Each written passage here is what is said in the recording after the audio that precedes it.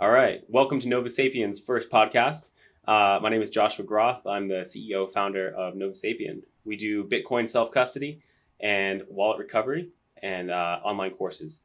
So I am super excited to be launching this podcast. I've thought about this for a long time. I'm really passionate about adventure, economics. I've studied history, and a Bitcoin journey, and all this has led me to Bitcoin self-custody, pioneering that for myself, trying to work out what the best way to custody my Bitcoin. And on the backside of that, I've developed best practices that I want to share with the world, free open source, based around free open source, and looking forward to sharing that. So without further ado, introducing my first guests, who I met on the other side of the world here, Chad and Emily Freak. And I'll just, without further ado, introduce you guys. So yeah, welcome to my first podcast with Nova Sapien. I'm stoked to have you guys here in Boulder, all the way from Australia. And yeah, maybe just tell me a bit about yourselves and yeah. Cool. Oh, well, thanks, Josh. Yeah, thanks for having us here. It's been it's been fun to be hanging out with you here in Boulder. It's a cool place, and yeah, I don't know what's our story. Our story started a while ago, but we are also into the outdoors, and met Josh out in the middle of Australia, and Australian bush connected. So yeah, thanks for having us here. Yeah, it's fun. I met you guys on Mount Bogong. Is that the highest? What, second highest peak? I don't know. What's the stats? It's the highest peak in Victoria. There you go. So it's like a 5,000 foot climb, hike, run for you guys who are running it. But yeah, I was excited to meet you guys because you guys have the same kind of passion for climbing and adventure and outdoors. But we ended up talking about Bitcoin, and so yeah, I was really excited to hear about you guys' journey with Bitcoin and how that's affected your lives. And so I guess when we first started chatting, you said about how the kind of influence Bitcoin had on your lives. Tell me a little bit about how Bitcoin has influenced your life. Yeah, you met us at a unique point, I guess, in terms of we had just gone all in on Bitcoin, I guess. I've been following Bitcoin personally since I was thinking back to the first time. It would have been 2013, 2014, when I remember looking at Bitcoin and going, oh, wow, what's this? Interesting. Definitely not understanding it at all, but not really engaging it in then. But it was probably 2017 when I started playing around with Bitcoin and all the other things in that space. But then just following the journey through, slowly learning more until I guess probably the last year or so that we've really dived deep on it. And yeah, we're in a unique situation where we had a property that we were looking to sort of change up what's happening in our world. So we ended up selling our property and going all in on Bitcoin. Wow. Which has been cool.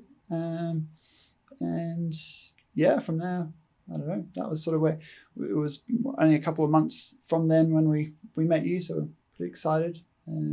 Wow. Excited about the space, where it's going to head. So. Yeah. So 2014, do you remember, Emily, around that time, were you very interested? What were your first thoughts on Bitcoin? I feel like I wasn't in that space back then. It was just another thing that Chad had looked up or was, dabbling. And we didn't really speak about it a lot. It wasn't really a thing. But definitely the last few years, there's been so much more traction in this space and the conversation, and I suppose the access to information. More people are there's so much out there that you can then now access and learn. Yeah. And I think the last probably 12 months, we've done lots of learning in that space. So cool. Yeah. What are some of the biggest things that have stood out to you about that? Like, what things have you learned that have really, like, those the gems or the foundations? Yeah, probably like the the fundamental systems that we live on, and we don't even think about it. And I think it's allowed us just to question lots of things in lots of different areas, but finance is definitely one of them. So from a deep dive into health and other spaces, it's allowed us to look more openly at other areas of our life, and finances is a huge part of our life, and people don't think about it enough. So it's really allowed us to start thinking. That's incredible. About that space. I remember when I first learned about Bitcoin in 2014. I remember this feeling of, I think it went to $700 from like less than 100, and I remember feeling this feeling of devastation. Like I knew that I needed to pay attention to Bitcoin, and I watched it escape me. I watched it pass me by, and I thought I had to really come to terms with the fact that I had watched something come and I watched it go, and I missed out. I missed the train. And that feeling of like that, I remember that like visceral feeling of like, man, I fucked up. This was something I had. I could have done this, and I lost it. And I was like, I just remember the years afterwards thinking, man, I should have bought Bitcoin. I should have bought Bitcoin. Like, I understand the meaning of its significance, but like, and I meant to, but I was in a kind of tumultuous, I was like building a business, and a few things that were taking my attention. And then it wasn't until 2017 that I actually put some of my savings in. I never really messed around too much with crypto.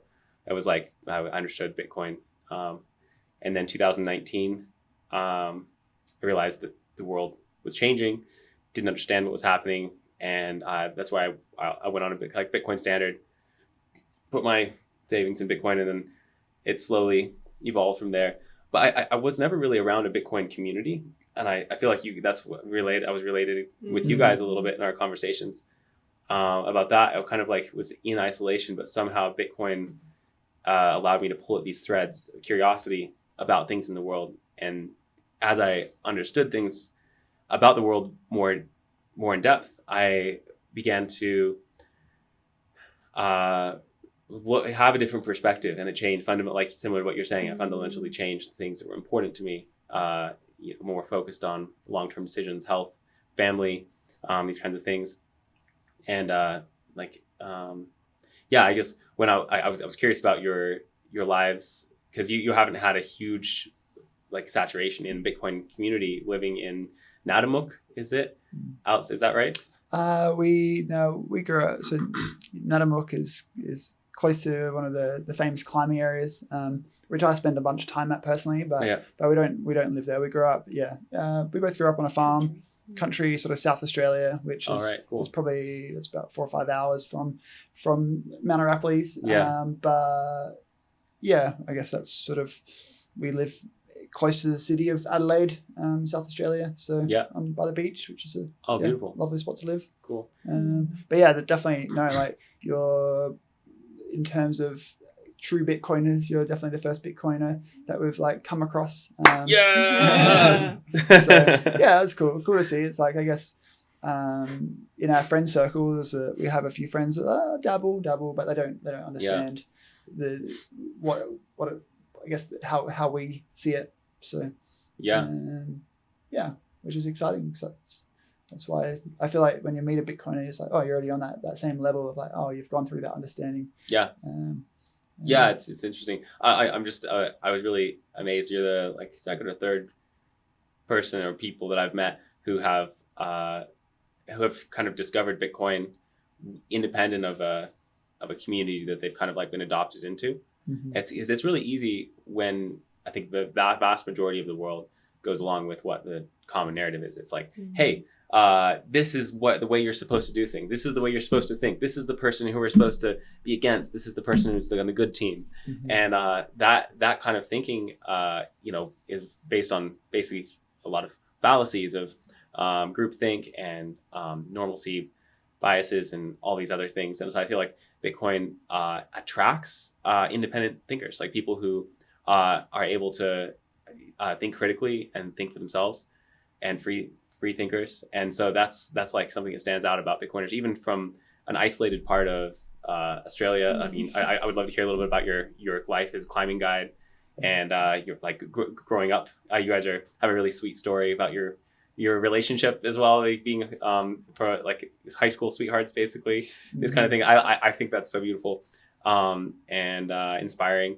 And yeah, so then being able to like have Bitcoin hook you, the idea of like scarcity and hard money that serves as a foundation for peace and prosperity for humanity. It's like, this is a abstract thought for someone who doesn't understand that, but once you grasp the idea the idea that you wait for the first time in human history, we have 8 billion people, each individually in service of everyone else on the planet. Of 8 billion people in service of 8 billion people, as Jeff Booth I think says. And yeah, I mean, that's that idea. Once you see it, you can't unsee it. So it is powerful, but it's also a testament to you guys' free thinking abilities and all that. I am kind of like speaking for you a little bit there, but I'd love to hear a little bit about your lives as a climbing guide in Mount Arapiles, one of my favorite places to climb in the whole world. And yeah, like your lifestyle out in the Australian bush, and maybe a little bit about where you might have gotten your free thinking from. Like, was that from living out on land or family and things like that? Like, what is it that makes you different in the way that you're able to see in a world of noise the signal of Bitcoin? Yeah, I think it's an interesting thought of like, yeah, how do you get to that point? I think for us it was probably more, I don't know, down the, like I say, the health journey / health optimization / I guess growing up on a farm was also an interesting part, which I feel like they all sort of lead down the same pathway, but we both grew up on like conventional farms in terms of broadacre, wheat, barley, sheep, out in essentially the Australian farmland, which is big and flat and I don't know, boring, but a great place to grow up, get to ride motorbikes and do all the fun things. Lots of great Australian folk music written about your lives up there. So yeah, nostalgic. yeah, for sure. But I guess for whatever reason, we sort of saw that like farming practices, I guess, as the older I get and the more you understand, and maybe thanks to the internet and the access to information, you sort of go, wow, it's like this farming practice, it's like, it's cool, but you can sort of see that it is not sustainable and that it's, the land is getting degraded, and then like, okay, like what are the alternatives to that? And so that was interesting, and then sort of connecting that like land and soil health, connecting that with like human health and what that looks like, and so going down those pathways a little bit. And so I guess in terms of free thinking, there's in country South Australia, it's like that's sort of quite out there, but saying that, like, there has been a movement of that. I'm sure it's like sort of worldwide in the last, I don't know, 5-10 years, where people are starting to think about those things a little bit more. But yeah, so through there, farming, okay, maybe we don't want to be broad scale farmers spraying chemicals all over our fields constantly, and so how do we do something different there, and also how do we look after our health more, and what is that like the traditional, I guess, health message is the food pyramid and all those things. You look at that and you're like, wow, that's what it's teaching us. You got to turn it upside down. Yeah. Yeah, for sure. And I feel like people in the country, they already knew this. It's like big, healthy steak, potatoes, butter, whole foods. These are like, animal fats. Yeah, but I feel like at the same time, though, like everyone, like the whole low fat narrative, that sort of everyone swallowed that pill. Definitely in our family, in our like parents' generation, it's like low fat, margarine, all those things. It's just like it's a bit similar to the COVID narrative, and it just gets like fed down you, and that's what you do. It's like must do those things. So so I guess through those things you sort of learn more, and you see what else is out there in the world, and I guess that opens us up to all sorts of things, but probably Bitcoin was amongst those in the sort of health space. Someone, an Australian who was actually at the Bitcoin conference, Pete Evans. So, he's an Australian chef who was quite famous, but got he's been sort of blacklisted with the mainstream media essentially. Like he was a very famous Australian chef, and then is now just like. What was he blacklisted for? It would have been during the COVID times. He was definitely pushing. Oh no, before that even, like he was very much on the like paleo, like keto sort of whole foods eating, which crazy. But yeah, and then he said some things during COVID and pretty much lost like all his like mainstream credit. But he's been on the Bitcoin sort of bandwagon for years and years. And it's sort of that way. And so we listened to a lot of his stuff and back in the day. And I don't know. There's many people that are sort of an inspiration. But that is the beauty of the internet. You can live in an isolated little place, but you can sort of you can find out lots around the world. Absolutely. So, How about for you, Emily? Similar like farming background to what Chad just said, but we moved from thinking about health and all that, we moved to this small little town that has a brilliant farmers market, and that was one of the big reasons that we actually moved to that town, is access to good food. And I think the localization of things was really important to us and how we lived, and how we still live.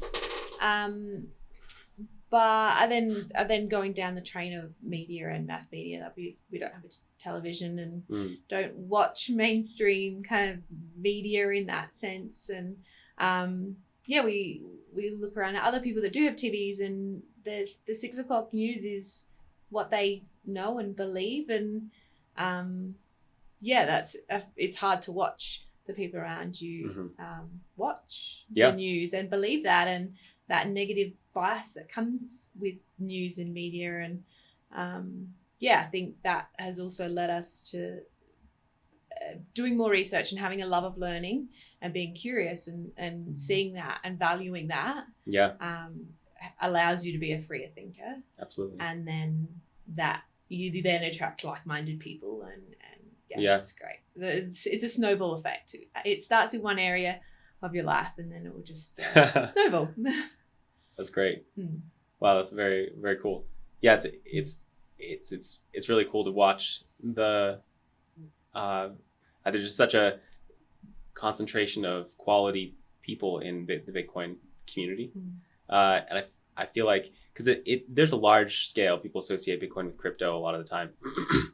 And it's kind of interesting how I think Bitcoin is like the opposite of a lot of the crypto scene of like, get rich, invest in your crypto coin. Whereas the Bitcoiners of the world, they kind of they rise above that and as kind of a savings tool. So that's something I really like to emphasize with my company, Nova Sapien, to we don't want to invest. We're not trying to make money. We're not trying to get rich. We're just trying to return to a life where we're living from the land, eating good food, making long-term decisions, investing in our future, and saving for the future, preserving our time, storing our time in Bitcoin over time.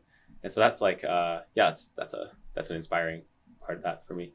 Yeah, it's cool. I before we get sucked into the cool things that I'm doing with self-custody and wallet recovery, and I wanted to just show you guys the self-custody kits. I know I talked a little bit about that with you, like at 4,000 feet on my way with a paraglider up to fly off of Mount Bogong, and it's, we flew the valley system. It was really gorgeous.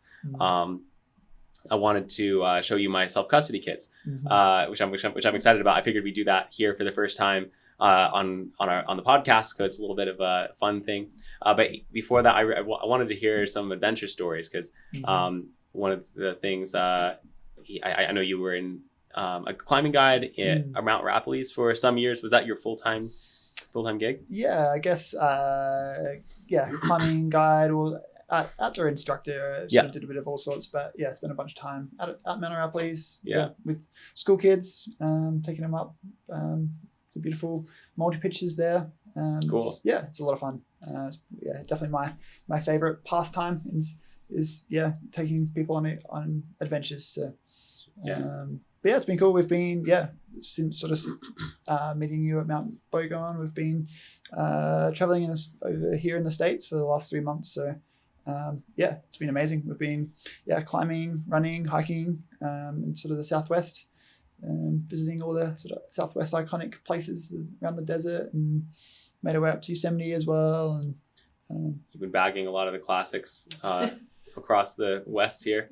Yeah, classic locations, and Yeah. getting shut down on lots of the granite cracks. It's one thing that we don't have much of in Australia, is especially when you climb lots of Mount Arapiles, getting in the cracks. Especially Yosemite was very humbling, but very eye-opening as well in terms of like the amazing climbing scene that is here. It's like climbing is, especially when you go to Yosemite, you're like, oh wow, it's like there's like national heritage, like Camp 4. Like, oh, that's amazing, especially in where we're sitting at the moment with Mount Arapiles and some closures going on and all that sort of stuff. It's like, see, Australia doesn't value climbing heritage anywhere near as much as it does here in the States, which is it's cool to see. Yeah.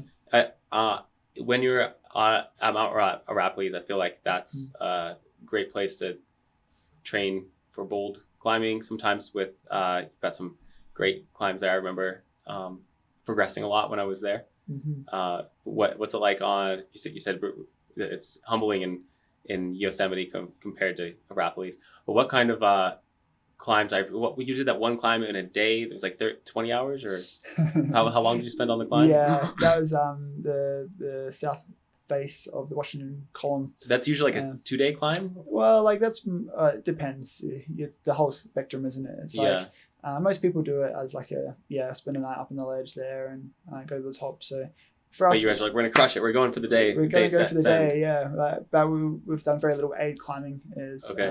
Myself and another friend, Sam, were up there, and because again, Australia aid climbing is there's a very, very small scene of aid climbing, whereas it feels like over here, Yosemite especially, it's like it's a big thing. So anyway, we threw ourselves in the deep end, and had a many hours up there. I think it was 19 hours car to car. Nice. But we made it through. It was fun. It's good to have those adventures every now and then. So what's a moment on the climb when you realized you were in over your head? Well, no, I never felt like we were in over our head. It just felt like, this is a long day. Oh, so as the sun sets, you're like, there's still a few pitches to go. Yeah. So that's cool. Both Sam and I have done a bunch of adventures that are 24 hours and longer. So it's like it's not unusual, but it's just a long day. Yeah, nice long day. And fun. Then good take Snake Dyke and a few of the other long ones. Yeah, we did. Emily and you did the Snake Dyke. That was a birthday adventure for Emily's 31st birthday. Happy birthday, Emily. Yeah, we went up Snake Dyke, which is that's a great package, isn't it? It's like beautiful hiking, some beautiful climbing, and top of Half Dome and back down. It's lovely. So beautiful. But lots of fun stuff. Sam and I, we did Royal Arches and went to North Dome and Crest Jewel. That was a great day. I think it's something like almost 30 pitches. And it's like that's a fun day of climbing. Magic. That felt a bit more mellow. There wasn't so much aid climbing involved there. So. That's awesome. So keen to be back again. More climbing for sure. Excellent. So, I'd love to get down to Australia again and get out with you guys. You're about to head to Europe though. What's on the cards for your Europe adventure? Yeah, we head off tomorrow actually.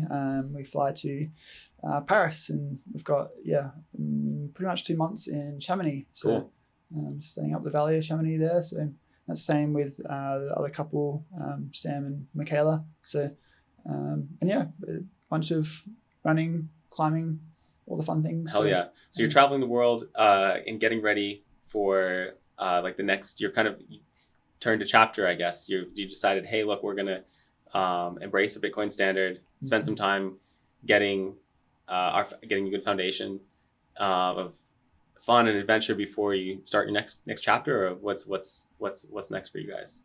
Yeah, I guess that's it. We sold up our property in South Australia to sort of we seem to have a gap year about. Do you guys gap year? Is that So same in the Australia, States? they have a gap year, which is usually what people do after high school. Yeah. Before they start university, it's their time to go out and get loose, go travel the world, be a wild animal. Like anything goes. You know, you're not really held accountable for a lot of the things that happen in that year. You can just go be wild and then come back and get disciplined at university or something. So this is your gap year. Yeah, well, actually, I think it's a third gap year. Yeah, every Gap 5 years years, forever. We have a gap year. But yeah, no, it's allowed. Yeah. So this travel's allowed us to, take a bit of a break and reassess what we want to do and how we want to live, and give ourselves lots of time and to do all the things, the health things, and really like reassess. Are we doing what we want to do with our time? Because like time is the most precious thing we have, and you need it to be able to think and to work out how you want to use it. Yeah. Yeah, we're hoping to sort of looking at moving to the mountains, the Australian mountains, after this. So Buffalo. Near Mount near Buffalo. Yeah, right, Victoria. So so it's sort of just worked out well. This is like a good little reset before we go there. And I fully agree. It's like that the time thing is having that space to think and do and work out what's next in life is it's super important. And I guess we're super lucky where we're at. And being on essentially being on the Bitcoin standard allows you that time. So yeah, because you're not trying to because I think that the concept can be foreign for people who don't understand, but the way our money works at the moment, it gets less valuable. So if you work and save for 10 years, say for you guys, then you have this time that you've had this like concentrated energy that you've lived within your means, you've saved, and then you want to put that aside somewhere, and you're forced to put it into property or into equities, because you can't put it in dollars. You keep it in dollars, it gets less valuable as it vaporizes. But the problem with property and dollars is that, property and equities is that in order for you to make money, you have to concentrate wealth from the people who are living hand to mouth, as the cost of living goes up more than wages. So essentially it's wealth concentration. And if you're not, you have to gamble on which equity you buy, which property you buy. And you guys probably did well with your property as a way of, storing value. But the problem is that that's hard for society. It's not sustainable. And so this is part of the problem, is that we don't have a good money. And so we have to use property and equities or stocks as money. So you're trying to invest in things, you're trying to be an investor, and you have to put lots of time, and you have to be privileged in order to be able to invest. But you can't. But we can't do that forever. This is a broken system. And so with Bitcoin now, you're able to save up. You save your time, or wake up each morning, do your best for the world, live within your means, and put that savings into Bitcoin as a storage of time, as a storage. And then that means you can then travel and live frugally, do whatever you want, knowing that savings is going to be there at a greater purchasing power in the future. And that's like freedom from the rat race of having to always be constantly wondering, where do I invest? What do I do? So that's the concept that you're essentially saying, now that we're on a Bitcoin standard, we're able to breathe easy, knowing that we can save and accumulate capital without having to have it being stolen through inflation or something else. So it takes the kind of static pressure, frenzy, rat race off, and allows us to reassess what's important to us.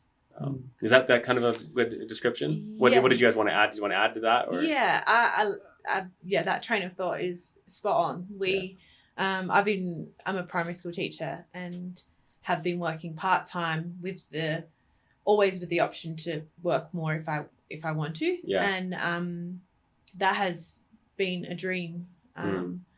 But I've said before, I'd rather work part-time for the rest of my life doing something purposeful and doing something that I love than work full-time to reach this retirement dream. I don't know if that's the same here in America, where there's this big shiny thing of everyone wants to get to this certain age so that they can retire and use the money that they've been slaving away for 40 years trying to save every penny they can that's not really doing much for them by the time that they are at that retirement age.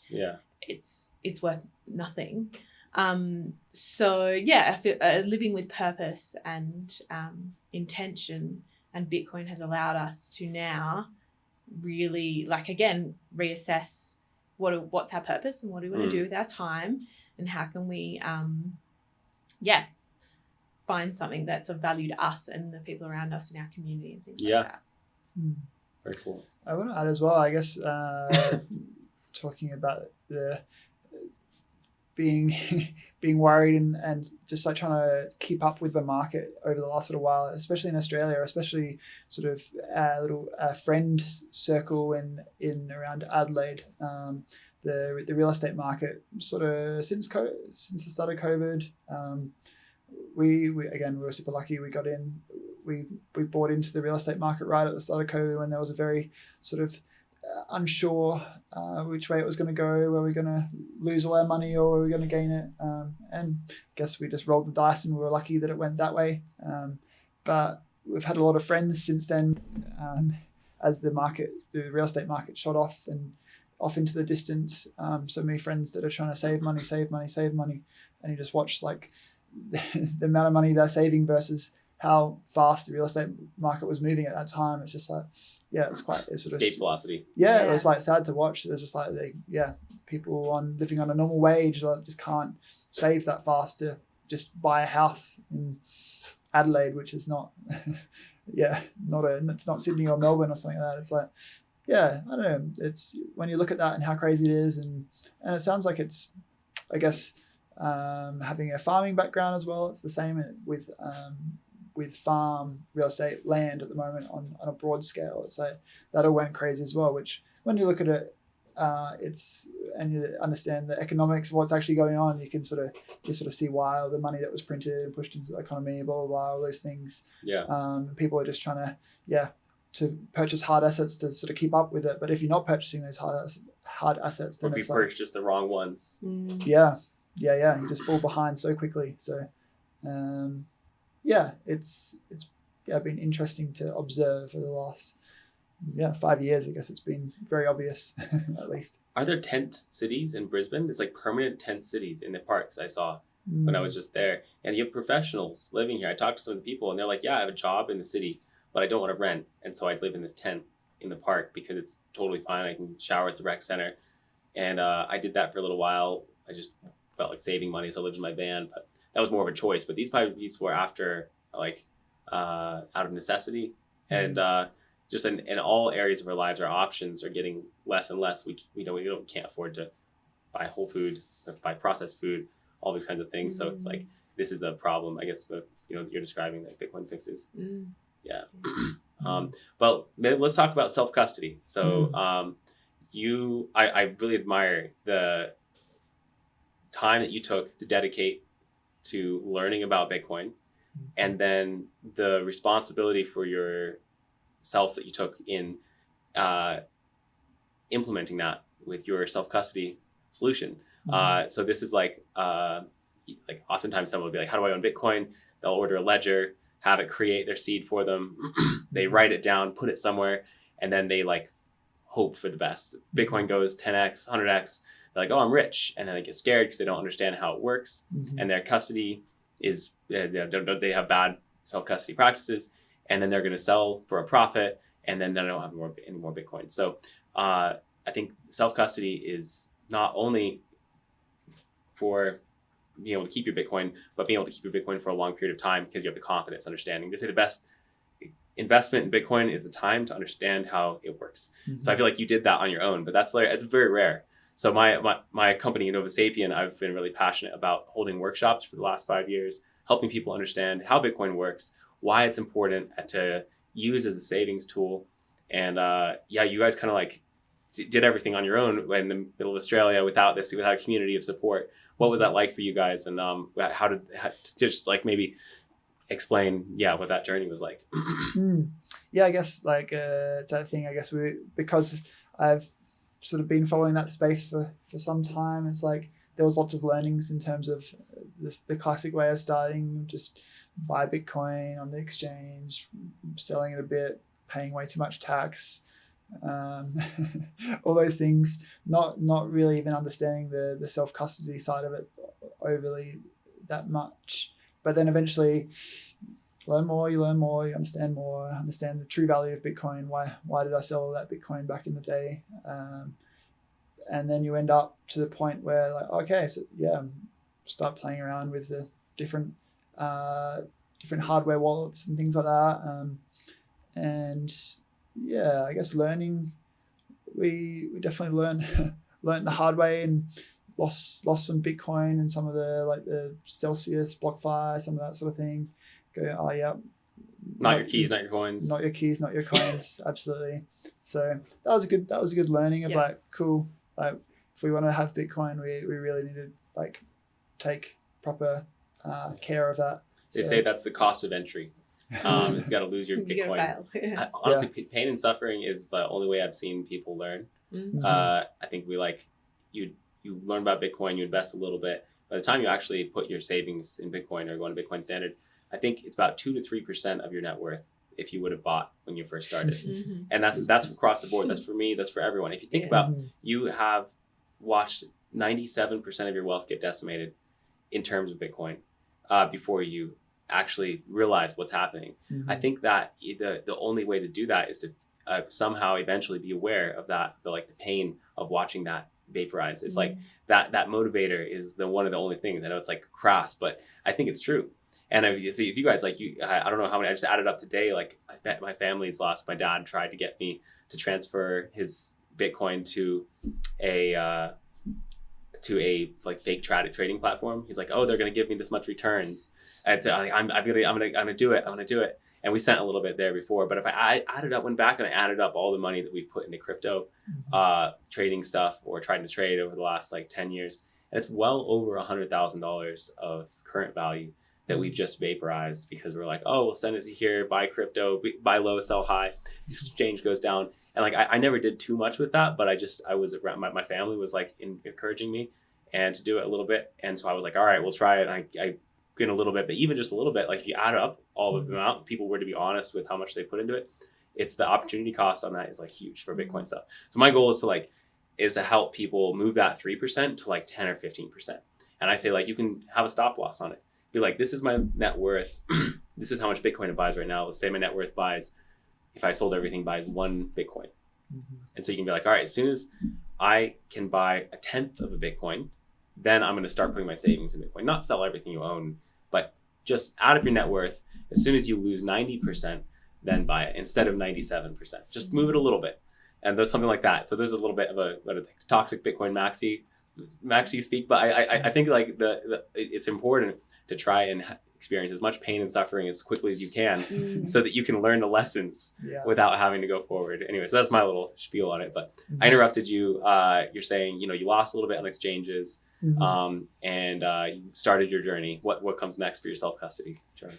Yeah, I guess it really wasn't until we decided that we're going to go all in. They were like, all right, if we're going all in, we need to make sure that we do this properly. And then, I guess learning what for us at the time of what we thought is best case practices. And that's, like multi-signature, multi-custodianship in terms of different, using 3 different companies. Multi-signature, multi-vendor, we call multi-vendor, multi-vendor. So we have a bunch of different companies set up using different hardware wallets and just making sure everything's stored separately with good backups everywhere, backed up to steel, all That's the great. things. But I guess at the time I was like, is this the best way we can do it? I know, yes, okay, it's complicated, but it's that thing is if you're looking like this is a lot of our net worth is going into this. It's like we need to make sure we do this right, and how can we do that? And dive deep, and it's been fun. We've been learning lots, and I think we still have lots to learn. That's cool as well. Like my parents are also quite open to the space, and so it's been fun to sort of help guide them through that a little bit as well. So cool. Yeah, I guess that's sort of where we've got to. The next step is multi-continent, multi-vendor, multi-sig. You can generate your keys in a different location on different devices and store it on different with a quorum on different continents. Anyways, this is fun, but there are all kinds of cool best practices for that. I just before we move on to what was that like for you to be like, all right, we're having multi-signature? Did you test out a bunch of transactions? Did you you found out about this through just research, your own research? Did you have to find multiple places to go to learn about that, or how? Yeah, I guess so. We what was the good ways we looked into that? I don't know. The internet is broad. Yeah. There's sort of many people doing cool things, and many companies offering cool solutions. But I guess there's that thing of, I guess, after being burnt by sole companies, you never really want to go, all right, I trust myself to one company here. Yeah. So it's sort of like, how do we do this on our own? And if we could trust Ledger or Trezor, we wouldn't need Bitcoin. We could just trust them to say everything. Yeah, absolutely. So I guess it was that of I don't want to trust one person with anything, and that goes to our level as well. It's okay, if I'm the one setting this all up, it's what if I go? So it's I need multiple other people that we trust within our family to understand how this all works as well. So it's a cool space to get to, and I guess it's empowering as well, and it's very different from just going, cool, I trust the bank with those numbers that I see on my bank account when I open it up. But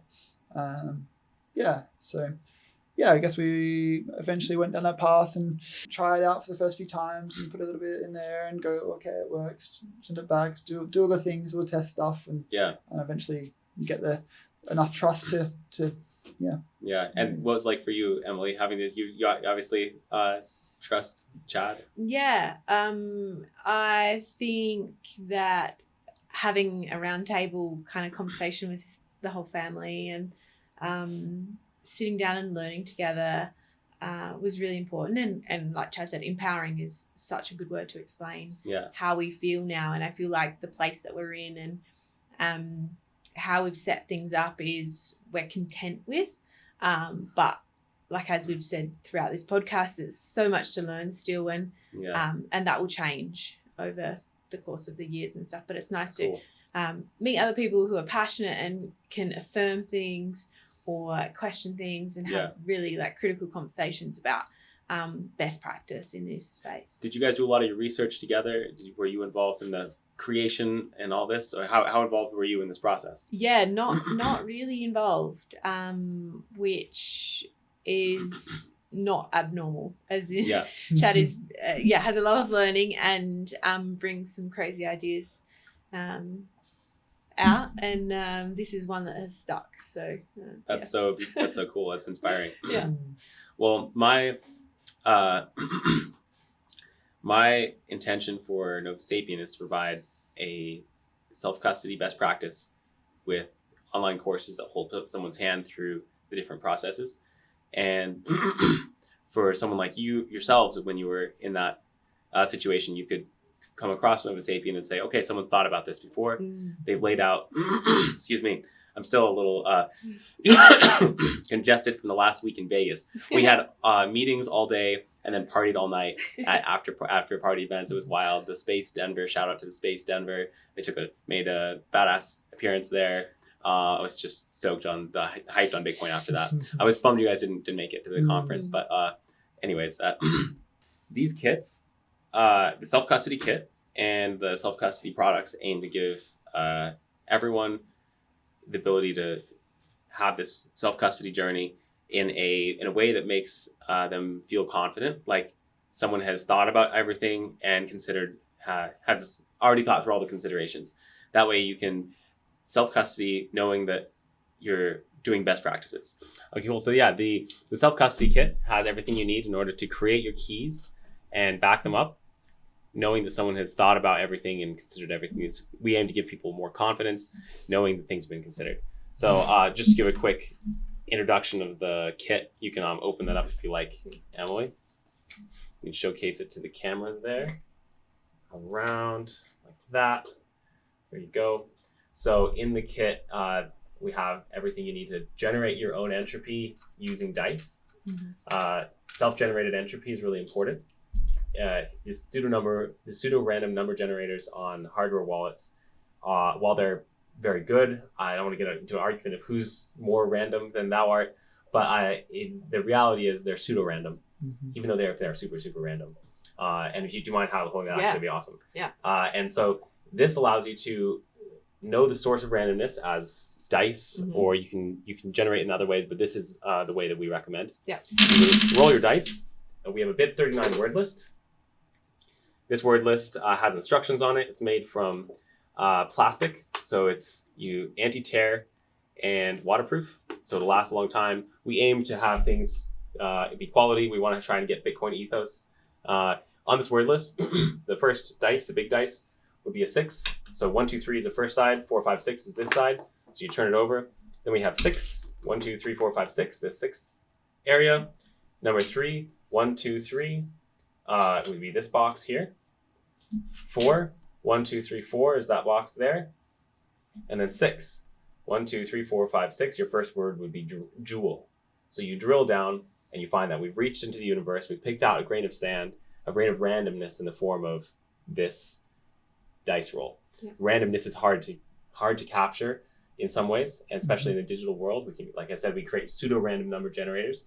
This is a way to know that you have not had compromised device. And you can make all the arguments in the world that the hardware wallets have good intentions and that they have good procedures and they're provably random and all this stuff. But the reality is self-generated entropy is the best way to go. From here, you can use the seed word I appreciate you holding that here. You can use the seed words to record. I have a wallet I've prepared here to record your first 11 words there. You choose your first 11 words and then your seed signer, which is a device that holds that's made from a Raspberry Pi Zero. This is a 3D printed version. This is a milled aluminum one. The Raspberry Pi Zero can be purchased on any store. I think they're available around the world. They kind of are hard to get sometimes, but you can usually get, I think they have like a limit per household because there's some chip shortages or something. But generally speaking, you can get these around the world. They're not made by a Bitcoin manufacturer. They make millions of them. So this is a device that you can with all confidence know has not been created by a company in a malicious way. Yeah. So this does not have any memory other than RAM. So ephemeral memory is used to boot the operating system and is used to store your seed temporarily. When you depower the device, everything is lost. It's impossible for it to hold memory. People always say, oh, seed signer will have the firmware on the actual device that can hold information, but it's only a few kilobytes, and you can't hold enough. It's also very, very, very improbable that someone would be able to write to it. So it's a safe way to generate your seeds, and there's no Wi-Fi or Bluetooth, so nothing can escape it. This is what we recommend for best practices. Yeah. From here, you create your 11 words. The seed signer, you enter them into the seed signer, they'll create your 12th word. And then you can use that to create a QR code that you fill out by hand. And that way you can scan that and get your words on here instantaneously without having to store your key on any electronic device. So this is a good way to create your base level seeds and distribute them.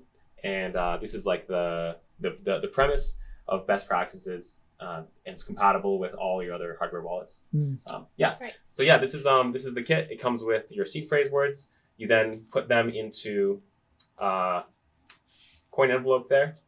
Put that into a tamper evident bag, like that. And then from there, you take your seeds phrases and you can store them in your lockable zippered pouches or fireproof zippered pouches. So these are like, you're not going to throw this away as easily as you are a coin envelope or a little tamper bag or like in your journal somewhere. Mhm. We have so many horror stories around the world of, oh my gosh, my mom threw out my seed phrase in my school journal. I actually helped someone recover a lot of Bitcoin, helped walking him through going through every journal, and I found the password for his ledger and opened it up. It was pretty incredible. Since then, I didn't hear from him again, which is understandable. There are no hard feelings. But since then, we've worked in other different ways to recover Bitcoin, life-changing amounts of Bitcoin for people, and that's been something that's been so rewarding and fun to watch. But anyways, I've done a lot of talking there. Basically, this is the self-custody best practice kit that we provide, and we also do a multi-signature version. There are 5 and coin envelopes here, so you have the ability to record 5, distribute 5, store them with your descriptor. And this is, I guess, for someone who's just starting, they hear all this stuff and they're a bit overwhelmed. Oh my gosh, there's so many things. It's rolling dice and storing my seed phrase. But the reality is, it's quite simple. You just write down the 12 words that you generate with dice, and you store them.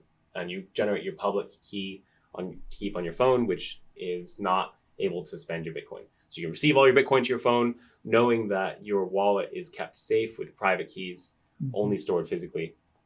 Or if you're using an electronic wallet, like a hardware wallet, you can store your keys on a hardware wallet. One more thing. We have a passphrase wallet. This passphrase wallet allows you to have your wallet name, the copy number, 1 of 3. And then in here, you've got your seed phrase fingerprint, your seed phrase plus passphrase fingerprint, what derivation path you used. Is it lowercase, all lowercase, no spaces? Write down your passphrase, and then has this been recovered from backup? Tested? Have you tested to recover from backup? Yes. Then you've done everything. Yeah.